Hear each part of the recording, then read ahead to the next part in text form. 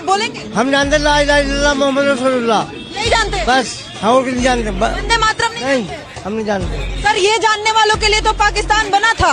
चले जाओगे चले गए वो लोग। तो हम भी चले जाओगे। सर, ये अरे किसी धर्म जाति के लिए थोड़ी है, ये तो देश का गीत है। अब देश का गीत तुम लोग वोटिंग की काउंटिंग कर रहे हो, हिंदू मुस्लिम कर रहे हो, और क्या कर रहे हो तुम? बात तो सही है। फार्म भरे जा रहे हैं। मैं फॉर्म की बात नहीं कर रही हूँ ना सर। जाइए आप, चलिए खड़ी हो, चलिए। टच क्यों कर रहे हो सर? ये आपका कुरान इजाजत देता है महिला को हाथ लगाना? हाथ महिला को हाथ लगाना इजाजत देता है आपका धर्म? मर्द के दौरे बैठी सर इतना छूना आपका धर्म? खड़े होकर बात कर।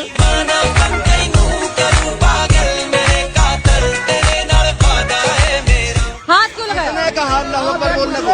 अल्लाह अकबर बोलने को किसने कहा? अंकल ने कहा। किसने? अंकल ने कहा जो यहाँ पे। भाई ये वो संजय गुप्ता है ना, नमस्कार। क्या हो गया तुम्हें? क्यों नहीं बोल रहे हो? कुछ तो बोलो।